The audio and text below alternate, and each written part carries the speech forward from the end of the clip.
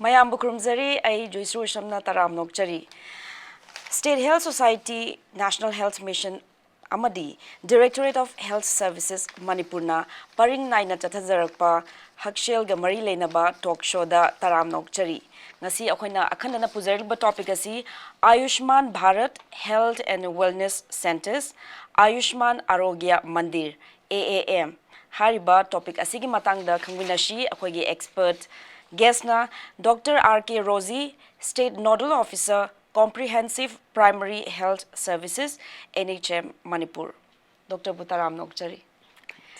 Dr. 2018 dagi Prime Minister Narendra Modi na lebaki oina launch tokiba AAM hariba si handak chahidi 7th anniversary oigadore. The Dr. dagi akoina hanbada khangzaning basi Ayushman Arogya Shivir kaina hariba aduga hana akoina Health and Wellness Center haina khangnaramba hojikna AAM sina kamaina implement tawbage especially Manipur da haukiba chahi taret surakpasida. Chumi somna thambirido akhwegi Ayushman Arogya Mandir haibasi anoba akhwegi terminology ne haiba tareko hanadi Ayushman Bharat Health and Wellness Centers ana sumaina thambirame hogdokpa kanda masi somna haibi khiba dumaina April gi tang taraga mari 2018 da masi hogdopi khibani Honorable Prime Minister of India na aduga Manipur dadi haiba asi August ki tang taraga mathoi 2018 da implement tawba hawi haijatare aduna ngama dagi ngasi bok chathajarakpa asida akhweina kari buno akhweina Ayushman Arogya Mandir singsa tawribase haidana haibagi matangda ai khitang thamjage akhweina masi aman hai ko Ayushman Arogya Mandir asi haibasi Manipur da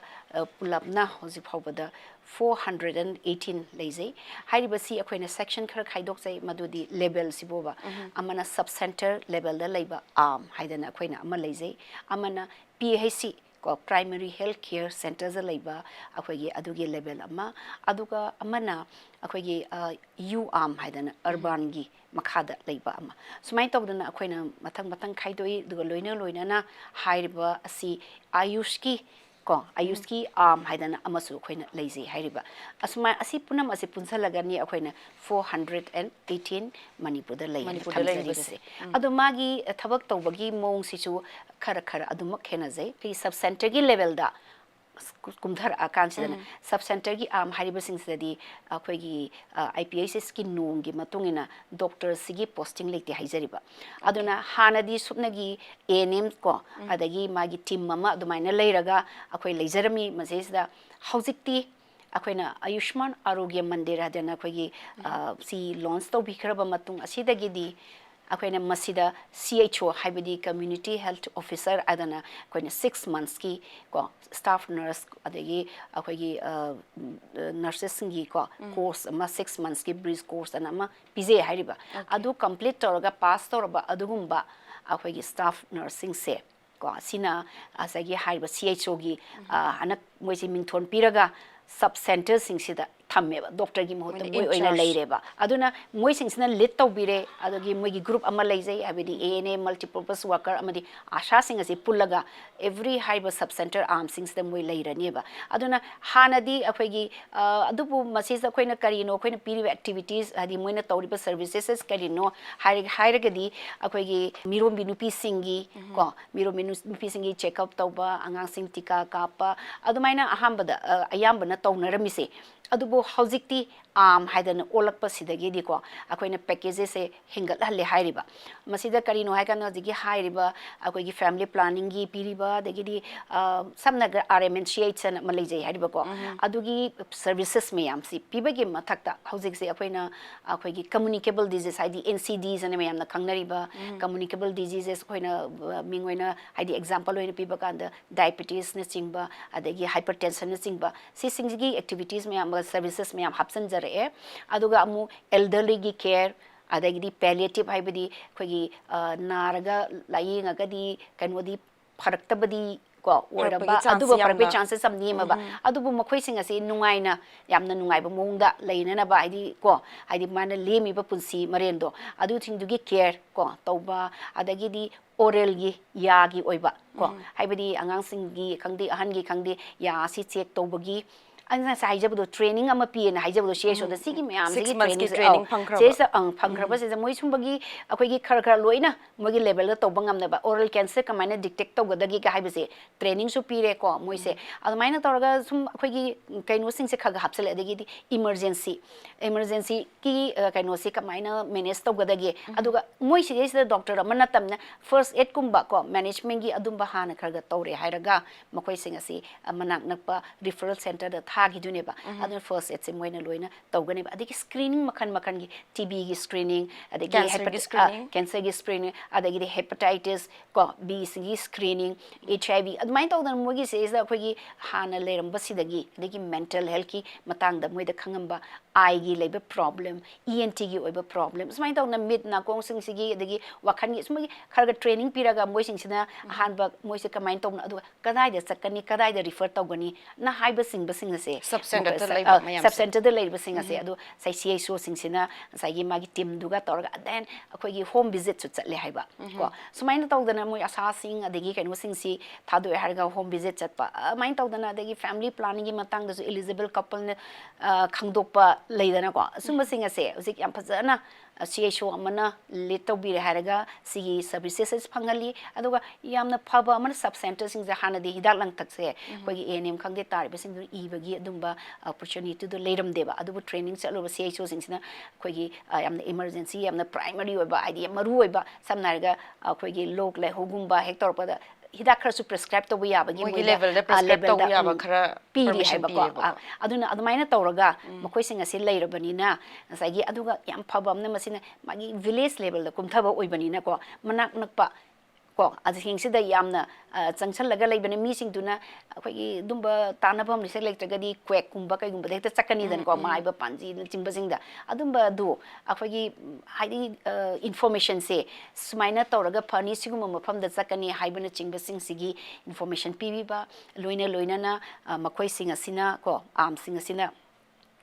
saigi se yamna phajaba amana wellness activities and am khudimak te yaba samna raga meeting se la e haraga yoga gi oza tham instructor thameraga yoga na chingba adagi di masamo phana koi jumba togera idi wellness activities kar su yauri ba masi singsina ne ba koina am se sina hana gi leirami ba koi healthcare system dagi khitang on koi gi improve to ba haitare ne phagal han ba se ko asi wade na ba laing badana ta preventive measures me yam so lokhot pa se si yam importance bi ba then sina kogi see mostly in the rural area rural area do aduga aina so haijai do urban da su leba you am haidana ko urban da so aduga loiner ga masina PhD level da mul kakhal eba ko PhD level da so kogi sidana doctor leba hore natra aduga mashu asas me am le haibe activities me am do adudagi hengatna sidana laying ba ko doctor lena laying ba hena phagalan ba aduga ngasai gi outreach came ko adagi sibir na hai se khoina sibir je Ayushman arogya sibir ai je mela hai bane ba mela gi mami karam kanda pangthok pagi masi khoina Ayushman arogya sibir je hai ba taragadi akhoi gi PHC da khangde adagi sub centers gi arm sing da khangde numit ama fix tawgada ba uniform oiba numit leibra natraga center gi tonga center gi maramdi numit amada khoina fix to ba taragadi akhoi se sub center gi level da ne sigi mela sida khoina phanghan jaga dori se madi secho amana leijabani dana aduna manak na pa PhD sing dagi doctor amakakti thabi gani hariba sibira se toba matam da mela sida haibidi mi sing do doctor gi kana bado lahogadi boga medical officer amagi level da chalani aduga PhD level da na khoi gi medical officer dang leiba specialist leite haba ko aduga PhD gi level da khoi na mela se sibira se toba taragadi manak na pa CIC dagi ni khangde district hospital gi ni khangde medical colleges gi ni khangde specialist thar kaneba ko aduna sumain dagdana khoi na magi level amam ko wangba adugumba doctor sing se kauraga doctor sing dugi kana basing numit aduda lohan bagi wani ba sibiris da aduda sunate akoina sibiri to matam da height sibir haji mela sini ko mela se to matam se health camp to boga sumana dori health camp gumbani adubu CD health camp se mafam da chalaga tawidana adubu sigiri ngasagi facility duda ꯃꯥꯒꯤ ꯂꯩꯔꯤꯕ ꯐꯦꯁꯤꯂꯤꯇꯤꯁꯤꯡꯗꯣ ꯑꯗꯨꯗ ꯇꯧꯖꯒꯗꯕ ꯆꯠꯂꯒ ꯇꯧꯒꯗꯕ ꯅꯠꯇꯕꯀꯣ ꯃꯔꯝꯗꯤ ꯀꯩꯒꯤꯅꯣ ꯍꯥꯏꯔꯒ ꯉꯁꯥꯏꯒꯤ ꯑꯩꯈꯣꯏꯅ ꯍꯥꯏꯔꯤꯕ ꯑꯁꯤꯒꯤ ꯃꯦꯂꯥꯁꯤ ꯁꯤꯕꯤꯔ ꯑꯁꯤ ꯇꯧꯕ ꯃꯇꯝꯗ ꯁ꯭ꯄꯦꯁꯤꯌꯦꯂꯤꯁꯁꯤꯡ ꯀꯧꯔꯒ ꯑꯗꯒꯤ ꯀꯩꯅꯣ ꯇꯧꯔꯒ ꯃꯣꯏꯁꯤꯡ ꯑꯁꯤꯒꯤ opportunity lahore harga laying ba mayam to tahoduni aduna sai somna habi gibdo numit lepado aina samna harga mafam mamakaka ko mamakaki numit se mana id cs da tang tarada tawni hadi mi singduna tha khudingi tang tarada laksabagi opportunity doctor amala amgani habagi opportunity do loga lakpa yaidana adagi mafam amadana ko tang trama thoida maramdi doctor do tang tara tu sa trama tu sa adudi yai adu noma da ani japadi nga moidara amai da mai magi facility se mai magi numit khaido ga hairba numit se fix to ba numit ma dum thambiba sibuni akoina sibiran hairba sigi ayushman arogya sibir habidi mela haibane ba maming tholise sibiran tholise fix numit ama lep kadabani haibagi damaktane ba adagi doctors maina lenga ki site gi chahi tare sures maina launch tawraga am kaina substandard level degi PHC CC myam layirena ko adu ma da seisa piriba healthcare gi facility myam je facility ni thambire adu laikai gi miyoi singna laaga masigi or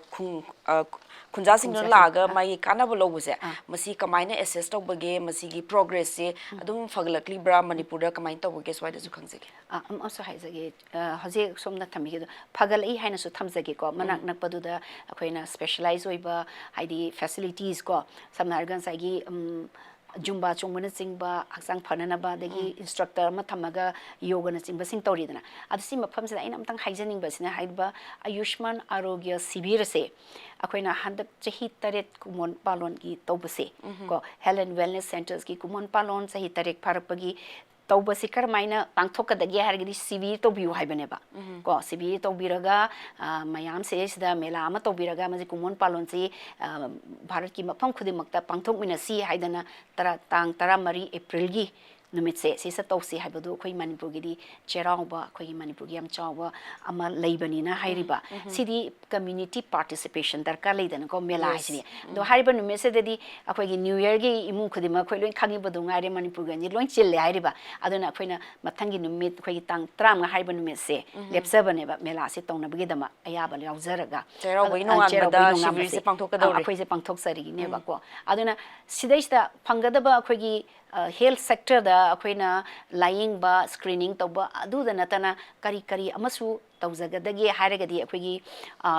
ayushman bharat ko akoigi PMJY na ama leibado adugi card sembado mipum ko dimagda akoigi prime minister na hodu piramba lak manga gi adumbagi lying bagi da akoi khudong chabam piri dana adugi card singdu semba mafam dana semjaraba ko hospital counter kumba da semba chanei dana adu hauski hariba numit asida karmaina kadai da sakadagi habigi awareness wide awareness amasu tawba phangjarane ba ko moigi mi yauraga karmna semgadagi habigi sembadi semoidra adu numita akoina angam mafamdadi semgani adubu akoigi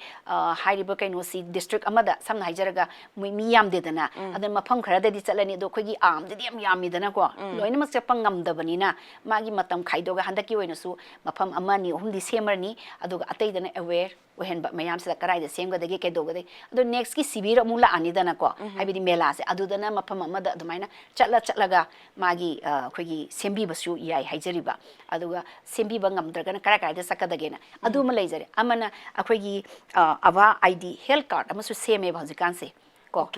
health card ama semi se ai gi mi khudim baki ko identity card ama oiduni ba health card ai progress report ki type ta dum history je khoini samar ga hojik chalaga ai gi mi khoigi kaino insurance yawbagum bane ba ko ai gi ming se dum leirani dana ado sigi so khoina anywhere india gi mafam khudi makta chapa kanda ai gi health card tu da ai gi ming ai kari layeng kare kamaina tau khurage haiba singa se ai gi card ama piraga adu hek yengba kanda ba card tu da ai profile loin thola ani hairiba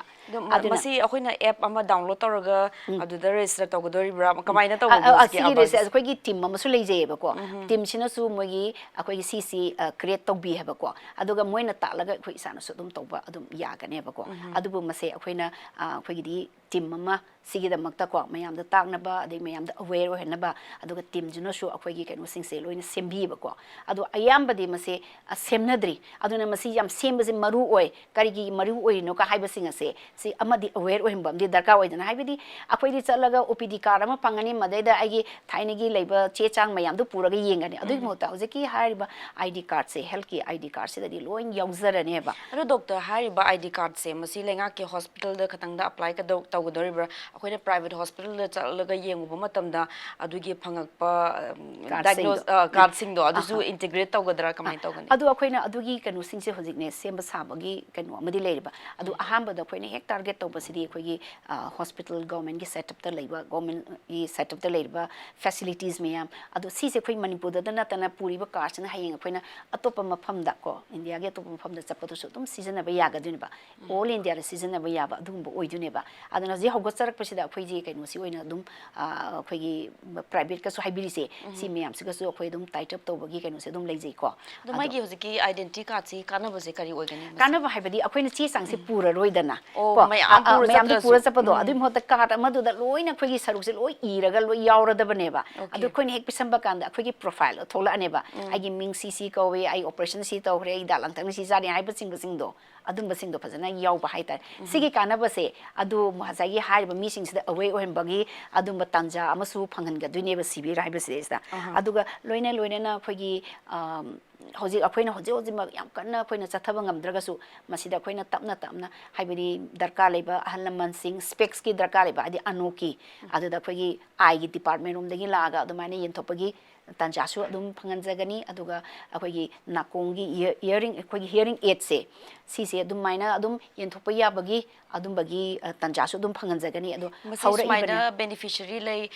nata da ba hansing simuk lay dagi cataract na ba simuk lay kaina haibaji screening toroga khangadoribra natraga hojiki asha workers or volunteers in the house to house toroga house sai moina puthoro chatlaga ne asha sing sida adumagi training se kharga loina pizare ba ko adana moina chorakpa mi da hangani na sida khoigi nage nuaitaba na tathiba adi kamai toba leba adigi mitki ko sumba haidi moina ayambadi moina field chatlaga adugi kaino se khangdoka duni ba yum khudimaki mirombi kayam lei ko angang kayam lei tika ka ko da kayano adagi eligible couple care li adunga sai contraceptive sing ko use tongna bagi adagi leidana ko moising na sai lekai du da asha si leibani na asha sina khangdu oneba khangdu matung da sigi numit se da smain tawgadam sigi numit se mogi kaino gi asha singi khutang da haiba tare ne sumaina sibi tawgadori haibase moina aware hela kan da puthopir ani da aduga puthora kan da samna haijar kan da amukta loina ngamdabdi ba suk yambase tamna mafam gi ko handakta di akhoi sumba kaino si facility si phangani handakta na adubu screening na singbasing de mafam khudi me ke tawe haiba doctor hariba severe or melaze se tawbo nataba atopa matam anytime hariba center singi khudong chaba loge hai targadi anytime phangadra center da satpa matam da center se sappa kan di akhoi di adudi phangoi haibadi akhoi gi sub center gi level da di adu phangoi adu PAC level da su khoi dumaina phangan jandi aduga yanu nuai taba ko si akhoi na chorakpa examine tawbodani screen tawbodani sub center gi level arm sida aduga PAC gi level da di ko dental doctors akhoi gi yagi dumaina yengba leirabanina ya menba khangde digi yagi nuai taba mayam se adugi facility de dum phangangani mela na trosu ko aduga mela se dan atopa de shu laaga khoi gi gynae gi doctor zo leitaba do mai gynae gi doctor hanang na gynae gi doctor la ne hanang na eye specialist la ani severe numisida ba ko adigi pediatrician la ani adugi khudong chaba lo hoba ki severe je handak pudi tang tara manga da pangthoni doctor thambire mathangi tha da di karam kanda pangthokani ka habse mangjongna na public ta khanghan bibra kamaina khangulom gani chumi adugi dune ba ko aduna khoi moi asha singi mateng na khanghan li hai tare adigi di leiriba aduna lekai du da leiriba adugi koliba sub center amana khoi mi lising manga se kon gadabane ba ko aduda leiriba asha sing duna moi da handak sina ko akhoi na tha da numit amadi lepse hari se aduna khoi gi leiriba sub center amada ngasi di numit se sida lepasi ko akhoi gi kari haitare asha sing adagi ANM sing adu sing duna mi miyam sa pause piraga nume sida sindune ba mi gi sinbi bani na praja gi dakta sinbi bani na moi yawdana di oirodam na moi sing da pau piraga moi sing du lahuraga haiba services sing ase moina phangja hobagi wane ba chummi hana khoi loina pause pije haitare ani doctor hozik khungang dadi manung hanjin ma mafam dadi healthcare facility chaun laitam mafam dadi substandard or PAC levels man pangthok padami myam khungang singi participation je adum doctor ju progressium wangi hen phazan thambi adu urban area dadi akhoi achau chau hospital ju laibani na urban gi mioi sing nadi sikumba gi facility logo je kamain to boge henna awareness henna lohaning bra natraga moi adum atopa hospital achau bodo ina direct chatlaga adum or kamain to boge lenga ki khudong chaw je lohaning bra kamain to boge akhoi gi urban area sing da shu hairiba ko akhoi gi urban akhoi gi minu thong su leiri dana adagi singje mai gi urban leiri ko akhoi urban center singje mayon sida lei haijariba adu mogi lakai gi angang sing tika kapana singba adig ANC singse hospital da chatra ka su adu da doctor sing do phajana lerega tawbani na ba ko moi dum la e ba ko adum la e phajana sigi checkup se phajana tawi adu outreach camp haidana akhoi na sa haijadu adu maina moi su matam matang gi outreach camp adagi manak na pada mayamna khoi gi ada hek lakpa nuai traga su adum chathajai haiba outreach camp mayam se dum tawjai hairiba adu mi se dum thole aigi sagi si facilities free of cost oidoribra minimal charge pibra comment akhoi gi si khudi makti free of cost ne akhoi na camp taga tawrise yes adubu hospital setup ta haibadi urban gi khoi gi singjamai da khangde minu thong da khangde lakpa kan da ticket ki paisa maman yam minimal loiba khraga di lojai dana ko hospital gi management gi su adum season azai ba aduna tana khoi gi camp kuma tawba kan di everything is free haitare hidak lang thaksu piba or hidak se hoi pi haiba tare adubu mayam sina am ne expect to busu yai ko aidi adu hidak ti pi haraga khara da mu pi na yes adugi adum challenges ide khoi lei maramdi khoi gi samna haraga khara paisa si loina khoi gi state na su putho oga tawba singam basin natabani na akhoina maroi ba tawda yada ba hidak lang ta khara da mak akhoina pije hairiba adubu prajana di khudimak expect taweba yamne hena adubu akhoi maru oi aduga samna haraga antibiotics kara adagi vitamin sing basing calcium sing iron sing leiridana adagi ayush ki sungai ayush ki dalang tak mayan season ning basing ase adum matik chana di akhoi na pujari basadi adum phanghanjai adubu moina hena pamba haibadi akhoi gi essential drug list na khaleba adugi hena wangbanda pamba kharasu leiba adudi ngamje adu BP gi hida adagi di diabetes gi da akhoi PAC CAC da adum phanghanjari na adubu mela gi matam sida su moina kaino tawninga ka su adum basing su adum phanghanjai haitare ada doctor hoziki community participation ji yamaru en doctor ne panbi bani na hariba arm gi or facility or shivir gi facility je phangna baida makta karma makhal gi awareness haigedra kamaina maximum community participation je lakna baida makta lenga ki site gi kari hona biribage adum ani ngasi so aina khoi impact TV gi ko kuthang da haijaba tare mayam sing asida aina thamjaningi baje as a state nodal officer for comprehensive primary health care khoi arm sing sigi ko adugi yengjaba kaino amoina thobu amoina haija tare mi mayam sida sigumba arm leidiba PAC gi arm CAC gi PAC arm adagi sub centers arm urban adagi di ayush gi leiba arm sing se sise manak nakpada loina leigaduri ne bako mai magi sidai sida akhoi gi sumain tawna severe kai numita tawbage mafam dugi tongan ba numita fix day mo ergasu amaga manadamna tawbani hariba sidai sida mayamna lengthok piraktuna ko akhoi na pizariba services sing ase lobby ho ana haidana khoi ngasi ju thamjari loina na ngasi phawbada mamang da su adum khabar gi khuthang da su haidi ko adum khoi adum sandoksa khare haidi singba sing lei ko laga tawbiyu khoi gi services sing ase lobiyu haidana aduga hoji amu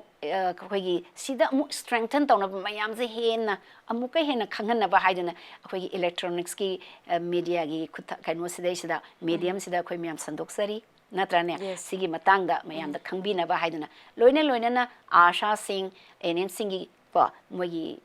khuthangdasu mai maina leiriba lamsing ada khoi sumaina tawgani hana mipum khuding moi yum gi visit so dum chapanina ado mai mai gi lekai du da akhoi gi local club ki through dani khangde adi moi na ngamjabada mayam da sumaina tawni habase mangjawna na loina khanghalle habase di tamjani Doctor Hozi main power gi di awaba leibra or kari challenges ti mayok na bage especially rural area or manung hanjin bampham singda hozi ki hariba shivir pangthokpa aduga fazana chalaina bo honabada kari challenges ti leibage. Yes khoi chai dum chumi everywhere akhoi da natana bharat ki mafam khudimak ta su thaba ama tor di dugi challenges di dum leba song haibi bugumna main power han haise ko main power si su dum a challenge amadi dum oiribani samna hardi akhoi gi leiriba doctor singsna pura enough oiragadi hariba akhoi gi everywhere or nurses sing specialist sing yamna leiba oiragadi mana khoina pangala khoina sa haija give the 418 around centers lei hairadana ko adu khudi makta loin tor gi akhoi gi doctor specialist sing district hospital thado ga su chapaya de CAC da su thado chapaya de adu akhoi sidai se kharga kai thoraga su noma da loina makta tawbadi tang tara mari gi sisu aina haijai je khoi tranga da tawduri dana sida su khoi gi ngamni haibidi ai haijaroiba adu mafam kharada di sungsho dana specialist singsina khoi gi PHC am da lani aduga doctor from medical officers khara mana sub center am da khoi shoi dana chatlane ba aduga sai tha khudingi tawba ama oibanina moi gi numitu da hairiba doctor arai reiba matam da specialist amukta loina lakpa ngamdragasu amam handakna gynecologist matangdana pediatrician ko arai reiba singdo adumaina torga yowna na baina amukta loina purakpadi yam phaiba adu khoi men power watcha banina adumaina mathang purakna ba haidana khoi adugi mayam da at least services pangna badi hona jari aduga chahi chupa tawga da banina handak na to mathang da tawga da banina aduna amukti shoi dana miyam se phangan bagi adungba arrangement de khoina tawje aduga yes challenges asri pasha changba potni ko dagi hidalang thaki kano tawbasi loina mina pamba phangamba ngamdabado adu shu akhoi gi challenge amani moina expect tawba akhoi da leijari ba khara dana khoina hona jaba aduni akhoi da leiba challenge aragade dagi doctor hojikti akhoi gi ayush healthcare system haine ju tongan leiba allopathy ju leiba aduna hariba center sing is the animak si integrate tawbra masi integrate tawta di kamaina tawbagi swaida ju khra thambi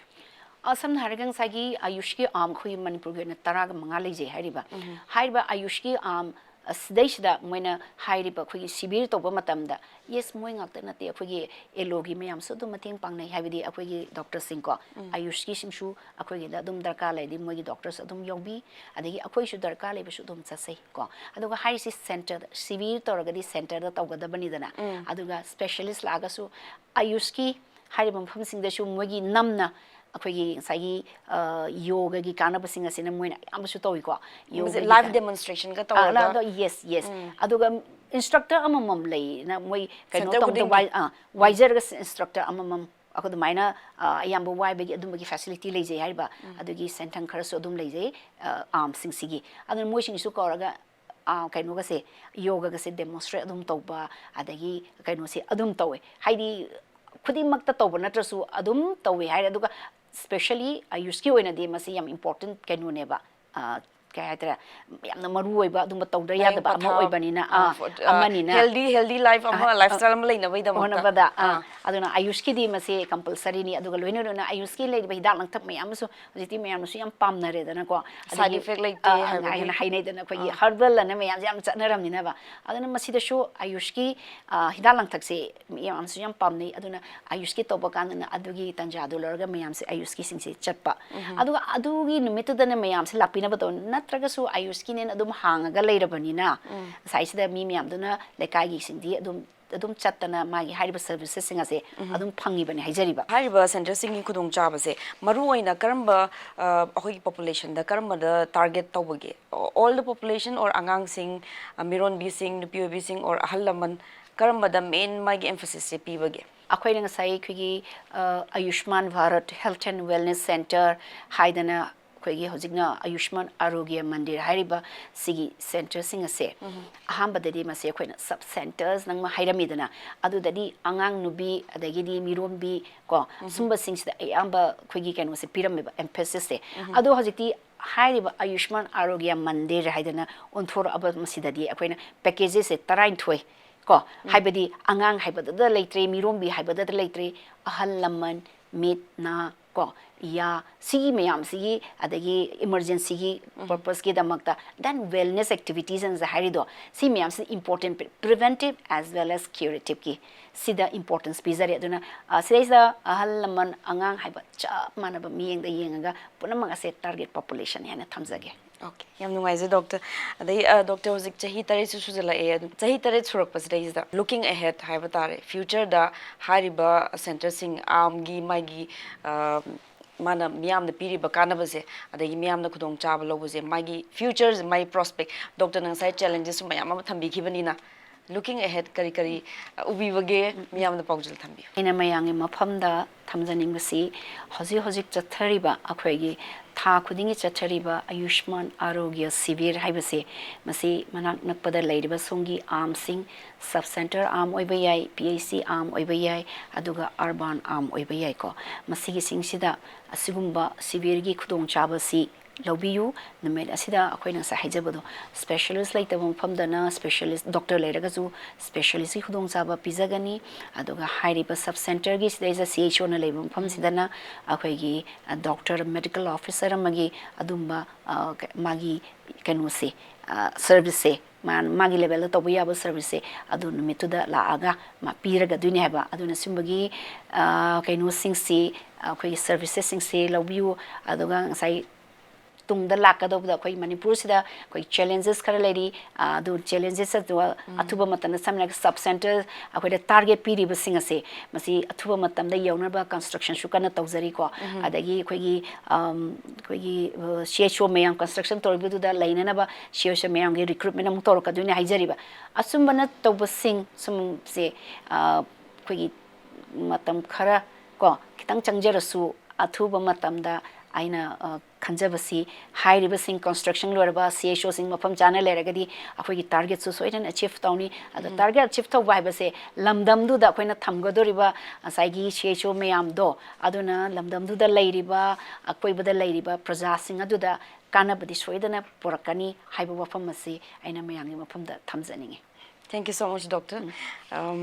Nasi Ayushman Bharat Health and Wellness Centers, Ayushman Arogya Mandir, matang the Maigi facility, Mayam, Sig Matang Yam Kumna Tambire, Dr. Bu Tagachari. Thank you so much. Sigi Health Talk key episode Sida Dr. R.K. Rosie, State Nodal Officer, Comprehensive Primary Health Services, NHM Manipur Dagi. Manipur da Ayushman Bharat Health and Wellness Centers, housing da Ayushman Arogya Mandir haina khangnariba asigi matang yam kumna thambikre lamdam asil leriba miyam na su ngasigi episode asina hariba facility asida piriba kanaba miyam gi khudong chabasi lobina ba haizari masi haraga ngasigi talk show asi matanga swad loisinjaragi. Thank you.